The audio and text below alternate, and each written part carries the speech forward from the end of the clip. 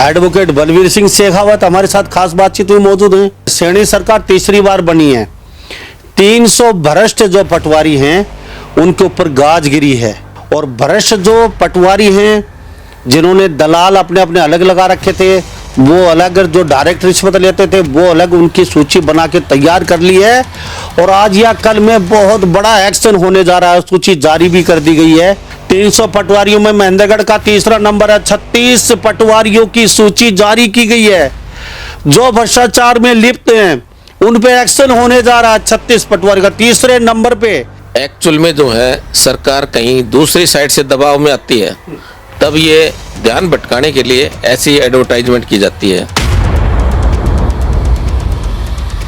सरकार जो है ना उन आदमियों को चेपे रखती है, थोड़े दिन तो उनको सस्पेंड करती है, उसके बाद में दोबारा से उनको बहाल कर देती है और फिर वो उसी लेवल से लग जाते हैं। 3 केस एक नायब तहसीलदार के ऊपर दर्ज हैं, उसको विभाग के अंदर आज तक भी कायम रखा हुआ है। अभी भी उनका डिपार्टमेंट, उनको तो सस्पेंड कर देना चाहिए था। त्वरित गति से फास्ट ट्रैक कोर्ट होनी चाहिए, जबकि गवर्नमेंट जो है ना कोर्ट को हैंडीकैप्ड बना रखा है। गवर्नमेंट ने एसीएस के माध्यम से जो परमिशन मिलनी चाहिए 1 महीने के अंदर उसको साल निकल जाते हैं। आज जो लिस्ट जारी की है उसके अंदर 370 जो पटवारी हैं उनकी लिस्ट जारी की है। 170 उनके सहायक हैं।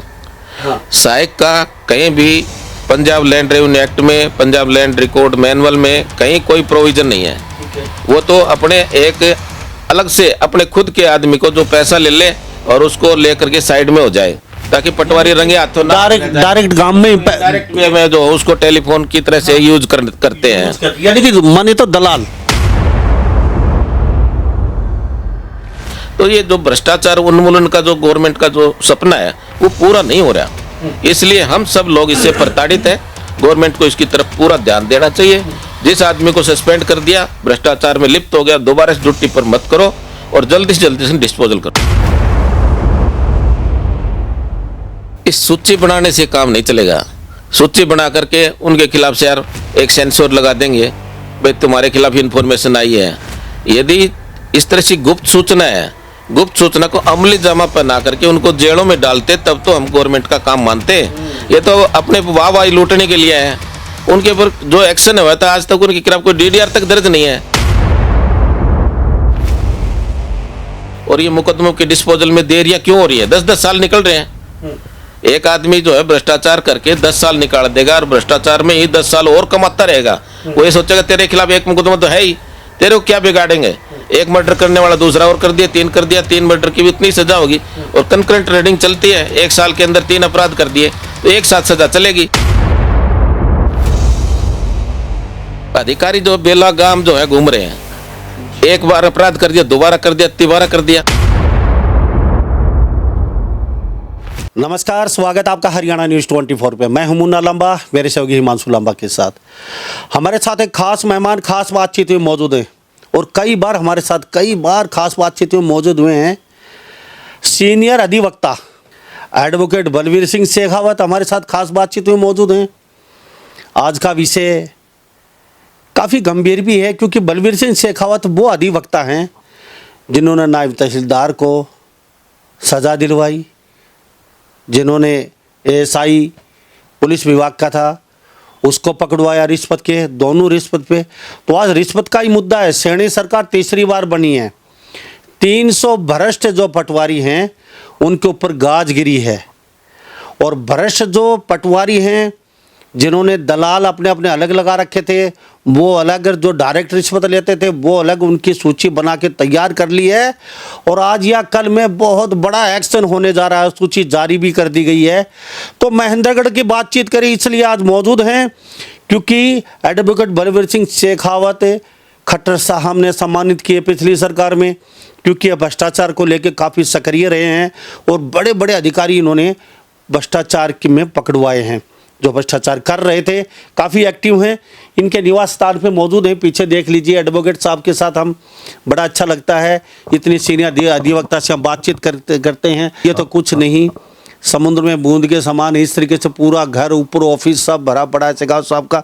आज बातचीत करेंगे हम पटवारियों की, क्योंकि पटवारियों की बातचीत करें 300 पटवारियों में महेंद्रगढ़ का तीसरा नंबर है। 36 पटवारियों की सूची जारी की गई है जो भ्रष्टाचार में लिप्त हैं, उन पे एक्शन होने जा रहा है। 36 पटवारी का तीसरे नंबर पे।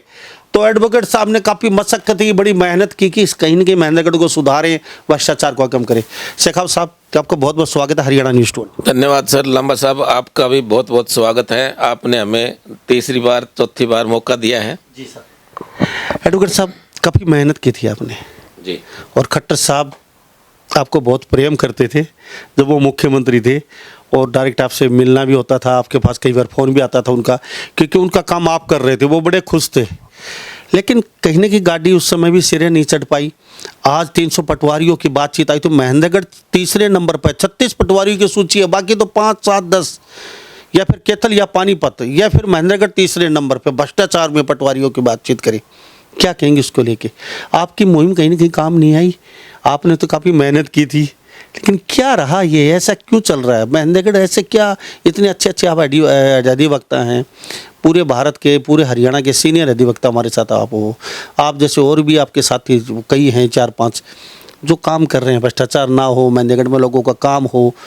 कई बार तो हमने देखा आपसे ही डायरेक्ट रिश्वत मांग ली पुलिस वाले ने, आपके ऑफिस में आके उसको आपने अंदर करवाया। तो ये 336 जो पटवारियों का नाम आया है, क्या कहेंगे इसको? लांबा साहब, एक्चुअल में जो है सरकार कहीं दूसरी साइड से दबाव में आती है, तब ये ध्यान भटकाने के लिए ऐसी एडवर्टाइजमेंट की जाती है। सरकार की मंशा यदि भ्रष्टाचार को पूर्ण रूप से उखाड़ कर फेंकने की मंशा हो, तो जो भ्रष्टाचार के अंदर अब तक पकड़े गए जितने भी अधिकारी कर्मचारी हैं, उनकी सैंक्शन फॉर प्रोसिक्यूशन के लिए 1-1, 1.5 साल लग जाते हैं। कोर्ट चार्ज लगवाने से पहले सैंक्शन फॉर प्रोसिक्यूशन ज़रूरी होता है, तो उसके लिए जो रिक्वायरमेंट होती है वो ACS के डिपार्टमेंट से वहाँ से आती है। तो उसके लिए विभाग जो है, या एंटी करप्शन ब्यूरो पहले विजिलेंस था, तो विजिलेंस के जो अधिकारी है बार बार रिमाइंडर भेजते हैं, SP लेवल तक, IG लेवल तक, DG लेवल तक जो रिमाइंडर जाते हैं, तब तक भी सरकार जो है ना उन आदमियों को चेपे रखती है। थोड़े दिन तो उनको सस्पेंड करती है, उसके बाद में दोबारा से उनको बहाल कर देती है, और फिर वो उसी लेवल से लग जाते हैं। जिस आदमी को मैंने, अमित कुमार को मैंने पकड़वाया था, उसके खिलाफ नायब तहसीलदार सतनाली को मैंने पकड़वाया था, उनके खिलाफ अभी ताज़ा थोड़े दिन पहले ही जो दो तहसीलदारों के ऊपर गाज गिरी थी, उनमें से वो अमित कुमार भी है। और उसी अमित कुमार ने पहले गुड़गांव में भी उसके खिलाफ 1 केस दर्ज है। 3 केस एक नायब तहसीलदार के ऊपर दर्ज हैं। उसको विभाग के अंदर आज तक भी कायम रखा हुआ है। अभी भी उनका डिपार्टमेंट, उनको तो सस्पेंड कर देना चाहिए था। त्वरित गति से फास्ट ट्रैक कोर्ट होनी चाहिए। जो PC एक्ट के जितने केसेज हैं वहाँ फास्ट ट्रैक कोर्ट लगे, तब जाके काम चलेगा। और उनको सैंक्शन फॉर प्रोसिक्यूशन की ये टिपिकल जो सिस्टम है, इसको आसान बना करके, और कोर्ट की जो हर ऑर्डर की पालना करनी चाहिए गवर्नमेंट को। जबकि गवर्नमेंट जो है ना, कोर्ट को हैंडीकैप्ड बना रखा है। गवर्नमेंट ने ACS के माध्यम से जो परमिशन मिलनी चाहिए 1 महीने के अंदर, वो उसको साल निकल जाते हैं। और क्या है, अभी गवर्नमेंट ने कुछ काम करने की कोशिश करी है। जैसे पहले जो कोई हिस्सेदार था, जमीन का जो मामला है, रेवेन्यू के अंदर जमीन का ही एक अलग चीज़, जो जमाबंदी है, उससे रिलेटेड ही काम चलता है। उसमें जमींदार है, उसमें जो भी छोटा जो आदमी है जिसके प्लाट का कोई रजिस्ट्री करवाई है, जिसने छोटी मोटी कोई ज़मीन खरीदनी चाहिए, बड़े बड़े जो है खेवटों के अंदर जो है हिस्सेदार फंसे रहते हैं, उनकी एक फ़र्द निकलवाओ तो 500 रुपये लग जाते हैं। जबकि यदि उनको आसान तरीके से तकसीम हो जाए तो उनको 5-10 रुपये में ही नकल मिल जाए उनके हिस्से की। जबकि यहाँ सिर्फ रजिस्ट्रेशन फीस लगती है। अब गवर्नमेंट ने ऐसा प्रोविज़न कर दिया, स्टाम्प एक्ट के अंदर अमेंडमेंट कर दिया, और गवर्नमेंट ने फ़ायदा किया है ताकि पटवारियों का सिस्टम बंद हो जाए। क्योंकि जो पटवारी जो है, शुरू में तकसीम का दावा दायर होता है। उस तकसीम के दावे के अंदर पहले तो 100 पार्टी होती है, उनमें समनिंग में ही 1.5 साल निकल जाते हैं। और गवर्नमेंट का इस साइड में कभी कहीं ध्यान नहीं है। यहाँ जो है RC का वही काम है, जो रजिस्ट्रेशन का भी काम है उसका, और वो रीडर का भी काम करता है। उसके पास कोई असिस्टेंट नहीं होता, और वो जो है पूरी जो प्रोसीडिंग निकल जाती है उसमें 1 दिन में, लास्ट में जब नक्शा B बनता है उस टाइम सारी जिमनी ऑर्डर को कवर करता है। कोई वर्क डन की जो है ना कोई प्रोसेस नहीं है कि उसमें वर्क डन मांगा जाए, उसकी सर्विस अकाउंटेबिलिटी फिक्स की जाए। कोई दरख्वास्त तकसीम है एक बार दायर कर दी 10 साल 20 साल तक पेंडिंग रहती है। इसलिए उस दरख्वास्त के अंदर पहले नक्शा ए पर पैसा देना पड़ता है, फिर बी पर पैसा देना पड़ता है, फिर सनद तकसीम बनाने पर पैसा देना पड़ता है, क्योंकि वो लिंग्विस्ट इस टाइप की कर देते हैं। कोई क्वेश्चन ऑफ टाइटल अराइज हो गया तो इस तरह से रेवेन्यू जो सिस्टम है इसके अंदर जब तक सरकार इसको माइन्यूटली अध्ययन करके और इसको थोड़ा इजी नहीं बनाएगी तब तक जो है ना ये ऐसे ही लुटते रहेंगे लोग बाग। कितने सहमत है शेख साहब पटवारियों को लेके? सरकार जो कर रही है, सरकार के कार्य प्रणाली से कितने सहमत है जो पटवारियों पे गाज गिरी है? और खास बातचीत ये है कि महेंद्रगढ़ में 20 पटवारी तो ऐसे हैं जो दलाल रखते हैं और बाकी 16 पटवारी डायरेक्ट है। तो इस तरीके से तीसरा नंबर महेंद्रगढ़ का आ रहा है। और आप जैसे सीनियर तहसीलदार आपने अंदर करवाए, पुलिस वाले आपने अंदर करवाए भ्रष्टाचार में, फिर भी कहीं ना कहीं ये बेलगाम दौड़ रहे हैं। तो ये सरकार का दिखावा या कुछ होने वाला है या फिर ऐसे ही चलता रहेगा ढोलमिल रवैया? आप कितने सहमत है शेख साहब? देखो, आज जो लिस्ट जारी की है उसके अंदर 370 जो पटवारी हैं उनकी लिस्ट जारी की है। 170 उनके सहायक हैं। हाँ। सहायक का कहीं भी पंजाब लैंड रेवेन्यू एक्ट में, पंजाब लैंड रिकॉर्ड मैनुअल में कहीं कोई प्रोविजन नहीं है। वो तो अपने एक अलग से अपने खुद के आदमी को जो पैसा ले ले और उसको लेकर के साइड में हो जाए ताकि पटवारी रंगे हाथों डायरेक्ट गांव में डायरेक्ट वे में जो उसको टेलीफोन की तरह से यूज करते हैं। यानी कि माने तो दलाल। हाँ, दलाल मानते हैं उसको टाउट बोलते हैं उसको। टाउट अंग्रेजी भाषा में टाउट होता है। वो उसके लिए पैसा इकट्ठा करता है और शाम को हिसाब कर लेता है, मेरे पास इतना आया तेरे ये ले। और ये जो सिस्टम है वो इसलिए है क्योंकि पटवारी जो है ना एक एक पटवारी के पास 10-10 गांव है। अब मेरे को कोई जमाबंदी की नकल में कोई दुरुस्ती करवानी है, कोई उसमें करेक्शन की एप्लीकेशन लगानी है, कोई फर्द बदर बनवानी है, तो पहले तो तहसीलदारों का ही टोटा है।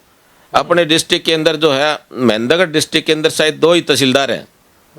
नारनौल में मैडम जो है यहाँ जो मैडम लगाई है तहसीलदार नायब तहसीलदार को 3 जगह ड्यूटी देनी पड़ती है। महेंद्रगढ़ का तहसीलदार का भी, नायब तहसीलदार का भी, नारनौल का भी नायब तहसीलदार का, महेंद्रगढ़ सतनाली का भी तहसीलदार का काम देखना पड़ता है। वो तो सफ़र में ही रहती है, तो वो कैसे काम चलेगा?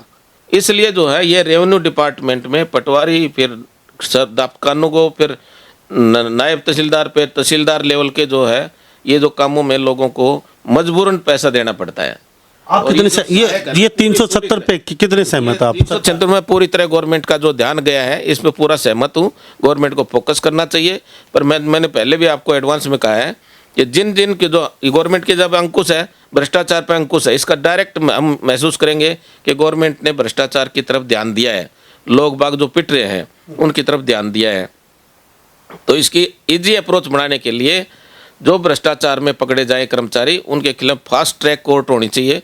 और ये सैंक्शन फॉर प्रोसिक्यूशन का जो सिस्टम है जिसमें लटके रह जाते हैं, लंबे लंबे समय तक मुकदमे लंबे रहते हैं, उनके अंदर जो है गवाहों के जो सम्मन 10-10 साल लग जाते हैं। नहीं तो जो करप्शन का जो केस है उसको बहुत स्ट्रिक्टता से, तीव्र गति से उसको डिस्पोजल होना चाहिए। तो ये फास्ट ट्रैक कोर्ट इसका ऐसा काम कर सकती है। लेकिन अब एक बात आप एक से आप सहमत भी नहीं, आपने कहा नायब तहसीलदार थे, वो 2 बार आपने पकड़वाने के बाद 2 बार और पकड़ा गया, फिर भी वो ड्यूटी कर रहा है।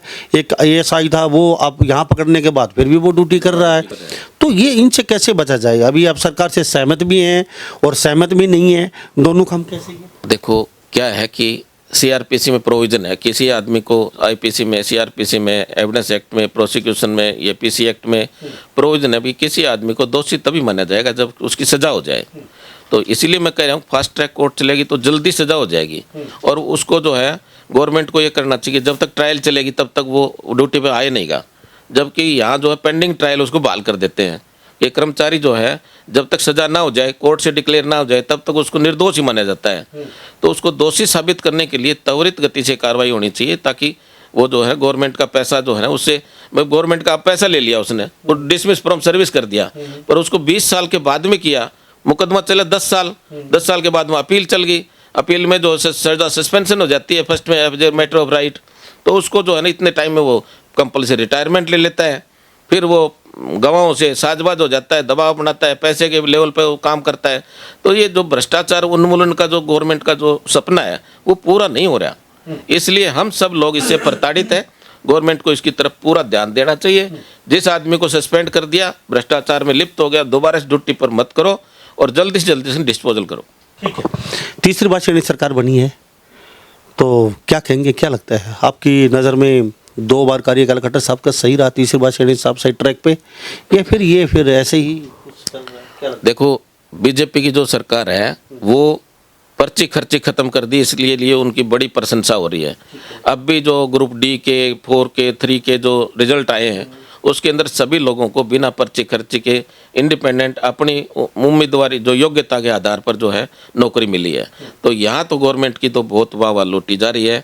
और जो वेलफेयर के जो काम है, वेलफेयर काम तो जब ये देखो कितने टाइम पर क्या होता है, क्योंकि उस टाइम पर तो जब ये सैनी साहब जब आए थे तो वो सरकार में अब गजट नोटिफिकेशन हो गया, जो आचार संहिता लागू होगी, तो इन्हें तो पैसे खर्च कर पाए बेचारे, और ये तो घोषणा करते रहे। इतने दिन में जो आचार संहिता लागू होगी, फिर चुनाव आ गए। अब जो है पारदर्शिता देखी जाएगी कितने वेलफेयर के काम करते हैं। हमारे साथ बलबीर सिंह शेखावत एडवोकेट अधिवक्ता महेंद्रगढ़ जिले से आते हैं, लेकिन पूरे हरियाणा में अच्छा खासा नाम पहचान है, सीनियर अधिवक्ता के रूप में जाने जाते हैं ये। और बहुत ही सीनियर की बातचीत करें क्योंकि कई अधिकारी लपेटे हैं इन्होंने, और एक पुलिस वाले ने तो यहाँ तक की हिमाकत की कि सीधा डायरेक्ट बलबीर शेखावत से ही टकराने चल पड़े थे एडवोकेट साहब से। उनके ये नहीं पता था कहाँ जा रहे हैं, किससे बात कर रहे हैं, डायरेक्ट इनके चैम्बर में जाकर रिश्वत ले ली उन्होंने, उनको भी अंदर करवाए इन्होंने। लेकिन इनको दुख भी है कहीं इनके सैनी सरकार से, क्योंकि ये ढोलमोल रवैया है ना, इनका साफ दुख झलक रहा है। सरकार सही है, सही ट्रैक पे काम कर रही है, लेकिन एडवोकेट साहब साफ कह रहे हैं कि उनको ड्यूटी पे लेना ही नहीं चाहिए। जब तक उनका केस चलता है, 10 साल केस चले, फिर अपील डाल दी, पूरी जिंदगी मजे लेके अच्छे खासा रुपए से कमा के भ्रष्टाचारी, और उसके बाद उनका केस फाइनल 20 साल बाद आता है, जब तक उनको रिटायरमेंट हो जाते हैं वो। तो ये कहते हैं कि उसी समय उनका लेखा जोखा तैयार करके बाहर रखो उनको। तो ये भी बहुत ज़रूरी है। सैनी साहब जो शायद सुन रहे होंगे हमारी बातचीत, और एडवोकेट्स हमारे साथ खास बातचीत में मौजूद हैं। एक दुख की बात और है, आप जैसे सीनियर अधिवक्ता हैं और आपके साथी और भी बहुत हैं, आपके जूनियर भी हैं, शायद ये महेंद्रगढ़ जिले में ही 5,000 10,000 एडवोकेट होंगे। तो ये भ्रष्टाचार में तीसरे नंबर पे पटवारी में महेंद्रगढ़, तो आपका भी थोड़ा बहुत दायित्व तो बनता है। कानून के रखवाले तो आप हैं, खाली केस ही लड़ते हैं या फिर कुछ दायित्व तो बनता है आपका, समाज को सुधारें, खड़े हों, आवाज़ उठाएं, कानून प्रक्रिया आपके हाथ में है, आपको कहीं जाने की ज़रूरत नहीं है, फिर भी बेलगाम इतना भ्रष्टाचार महेंद्रगढ़ में। तो ये क्या कहेंगे, कुछ कहना चाहेंगे? देखो, अब फिलहाल जो है महेंद्रगढ़ के अंदर जो एंटी करप्शन ब्यूरो की जो टीम है बहुत अच्छी टीम है, और जो है थोड़ा सा इशारा मिल जाओ दर्द बोझती है। परंतु जो है क्या मैं बताने लग रहा है आपको, सरकार की कार्य प्रणाली ऐसी है कि एक एक पटवारी के पास 10-10 गाँव का रिकॉर्ड है, और वो रिकॉर्ड जो है ना उसके बिना दूसरा आदमी दे ही नहीं सकता। तो मजबूरन जो है लोगों को पैसा दे करके अपना काम करवाना पड़ रहा है। तो मैं गवर्नमेंट का इस साइड में ध्यान आकर्षित करना चाहता हूँ कि गवर्नमेंट को प्रत्येक गांव के हिसाब से, काम के हिसाब से, किस गांव में कितना रेवेन्यू है, कितनी बड़ी खेवट है, कितने जमाबंदियाँ हैं उसके अंदर, कितना रकबा है। एक छोटे गाँव है उसके लिए एक पटवारी की जरूरत नहीं है, छोटे गाँव के लिए 2 की जगह 1 को काम कर दो। परंतु जहाँ बड़े बड़े गाँव हैं, जहाँ जो 2-2 डिवीज़न बांटे हुए हैं, वहाँ के लिए 5-5 और गांव दे दिए, तो पटवारी भी क्या करें बेचारे। तो इसलिए उनको सहायक भी रखना पड़ रहा है, और सहायक रखेंगे तो उनको पैसा भी देना पड़ेगा, थोड़ा बहुत लेंगे तो अपने घर से थोड़ी दे देंगे। तो इस तरह से ये भ्रष्टाचार को बढ़ाने वाली बात है। गवर्नमेंट ध्यान देगी, मैन पावर बढ़ाएगी, तो जो है पारदर्शिता आएगी। एडवोकेट साहब, अब आप बैठते हैं, आपके बेटे भी आपके साथ एडवोकेट हैं, अच्छे खासे जान पहचान, अच्छे नामी गिरामी एडवोकेट बन चुके हैं, क्या कहेंगे इसको देखिए? देखो, एक डॉक्टर है, उसका बेटा डॉक्टर बने, उसको जो है ये बाप की इच्छा होती है खुद की, आप एडवोकेट थे, बेटा एडवोकेट बने। बिल्कुल बने, क्योंकि हम जो है 50 लाख की एक एडवोकेट जो 50 लाख 60 लाख 70 लाख रुपए की किताबें खरीदता है, और वो जो किताबें हैं जब दोबारा से बुक सेलर उसको लेगा, चौथा हिस्सा देगा उसको। तो हम तो अपनी जो कमाई है उसको इस तरह से खराब कर देंगे। और यदि हमारी जो पुश्तैनी जो पूंजी है उसको संभालने वाला कोई आदमी आ जाता है, पीछे अपने परिवार का मेंबर आ जाता है, उससे बड़ी खुशी कहीं नहीं मिलती। फिर जो है लगाव होता है, पूरी पब्लिक जो है वो एक घर के पास आते आते हमारे से काम करवाते करवाते आदी हो जाती है। हम अच्छा काम करेंगे तो हमारे बेटे के पास भी काम आएगा, यदि हम गलत करेंगे तो बेटे के पास भी नहीं आएगा काम। इसलिए एक पुश्तैनी जो चीज़ है, बड़े बड़े डॉक्टर होते हैं उनके 20-20 जो है असिस्टेंट डॉक्टर होते हैं, अच्छे डॉक्टरों का काम आज भी चलता है। मेदांता का काम आज भी धुआंधार बैटिंग पे है। पारस हॉस्पिटल वहाँ का काम बहुत अच्छा है। तो इस तरह से जो एक छत के अंदर जो है हम बहुत सारा काम देते हैं। तो जैसे मेरे 2 बेटे हैं, एक नारनौल बैठने लग गया, एक मेहंदगढ़ बैठने लग गया, तो मेहंदगढ़ की जनता को तो छोटे वाला देगा काम, आगे वाली जो जनता जो जिसके एपिलेट वर्क है वहाँ बड़ा वाला दे देगा। क्या नाम होता है? एक का नाम छोटे का तरुण है, बड़े का वरुण है। तो बलवीर सिंह शेखावत सीनियर एडवोकेट हैं, और चलते चलते एक बात और जानना चाहूँगा, कोई दुखी है, न्याय ही उसको न्याय नहीं मिल पा रहा है, या फिर भ्रष्टाचार से तंग है, तो क्या पहले वाले आपने पहले भी कहा था, मैं फिर जानना। मैंने पहले भी आपको नंबर दिए थे और मेरे पास जींद से, कलकत्ता से भी, दूर दूर तक देश के विभिन्न भागों से मेरे पास फ़ोन भी आते हैं, अब भी आते हैं। मैं उनको तरीका बताता हूं कि किसी भ्रष्ट अधिकारी को किस तरह से उसको चंगुल में फंसाया जा सकता है, प्रॉपर कार्रवाई करते हुए। और मैंने जो है मेरे इशारे से 5 जो है अपने डिस्ट्रिक्ट के अंदर 5 जो कर्मचारी उनको जो गिरफ्तार करवाया हमने, दूसरे माध्यम के, मेरे माध्यम से नहीं, दूसरे के माध्यम से। परंतु जो अपनी जो टीम है जो वर्क कर रही है, एंटी करप्शन ब्यूरो की टीम है, वो बढ़िया टीम है। वो किसी भी इंफॉर्मेशन के बाद में कच्चा काम नहीं करते, कभी इनकी रेड फैल ही नहीं हुई है। तो मेहंदगढ़ के जो अभी कर्मचारी वगैरह हैं वो सुन रहे हैं, या फिर पटवारी जो पटवारी को तो चलो रगड़ा सरकार ने मार ही दिया है, बाकी और भी जो कुछ पटवारियों के आड़ में या फिर अन्य जो कर्मचारी हैं या कोई अधिकारी काम नहीं कर रहे हैं, कुछ कहना चाहिए? इस सूची बनाने से काम नहीं चलेगा। सूची बना करके उनके खिलाफ से यार एक सेंसर लगा देंगे, भाई तुम्हारे खिलाफ इन्फॉर्मेशन आई है। यदि इस तरह से गुप्त सूचना है, गुप्त सूचना को अमली जामा पहना करके उनको जेलों में डालते, तब तो हम गवर्नमेंट का काम मानते हैं। ये तो अपने वाहवाही लूटने के लिए है। उनके ऊपर जो एक्शन हुआ था आज तक उनके खिलाफ कोई DDR तक दर्ज नहीं है। कैसे सुधारेंगे उस चीज़ को? अभी वो आगा हो जाएंगे, अब ध्यान रखेंगे वो क्यों लेंगे रिश्वत। वो थोड़े दिन रखेंगे, गवर्नमेंट बदली, दोबारा से फिर काम चालू हो जाए। गवर्नमेंट का जो चुनाव का टाइम आया, गवर्नमेंट का ध्यान दूसरी साइड में चले जाता है। अब गवर्नमेंट का पीक टाइम है, अब गवर्नमेंट के ऊपर कोई बोझ नहीं है, वो ड्यूटी है उसकी, वो वेलफेयर के जितने काम कर सकती है वो अभी समय है ये। इसलिए सरकार को जो जो दुख तकलीफें हुई हैं, जिन जिन प्रोसेस से गुजरना पड़ रहा है, गवर्नमेंट को वर्क डन मांगना चाहिए सेशंस कोर्ट से, कि भी जो है हाई कोर्ट को मांगना चाहिए सेशन कोर्ट से भी तुमने प्रोसिक्यूशन की तरफ से क्या ढिलाई हुई और जो है गवर्नमेंट की तरफ से क्या ढिलाई हुई, और ये मुकदमों के डिस्पोजल में देरियां क्यों हो रही है। 10-10 साल निकल रहे हैं। एक आदमी जो है भ्रष्टाचार करके 10 साल निकाल देगा और भ्रष्टाचार में ही 10 साल और कमाता रहेगा। वो ये सोचेगा तेरे खिलाफ एक मुकदमा तो है ही, तेरे को क्या बिगाड़ेंगे। एक मर्डर करने वाला दूसरा और कर दिया, 3 कर दिया, 3 मर्डर की भी उतनी सजा होगी। और कंकरेंट रीडिंग चलती है, 1 साल के अंदर 3 अपराध कर दिए तो एक साथ सजा चलेगी। अपराध अलग अलग किए हैं और पैसा अलग अलग कमाया है, पर सजा उनकी कंकरेंट चलेगी। ये प्रोविजन है CRPC में दिया हुआ है। भाई 1 साल के अंदर कुछ आदमी जो है कंटिन्यू अपराध कर देते हैं, जैसे मैं चेक बाउंस के 10 के मामलों में इन्वॉल्व हूँ, 1 में ही सजा होगी, 1 साल की सजा होगी, क्या हो गया उसका बताओ। तो इस तरह से जो है गवर्नमेंट को इन सब बातों की जो खामियां हैं प्रोसिक्यूशन से भी मांगनी चाहिए और जो जुडिशरी से भी मांगनी चाहिए। भी तुम्हें क्या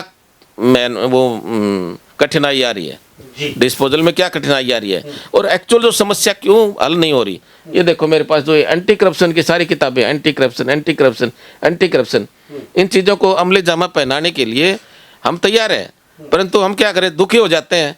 अब जो ये नायब तहसीलदार है जो जिसकी जो सैंक्शन फॉर प्रोसिक्यूशन 2 साल में सैंक्शन फॉर प्रोसिक्यूशन मिली है, और वो भी दोबारा DGP लेवल से दोबारा रिकमेंडेशन करने के बाद में रिमाइंडर बार रिमाइंडर भेजा गया है।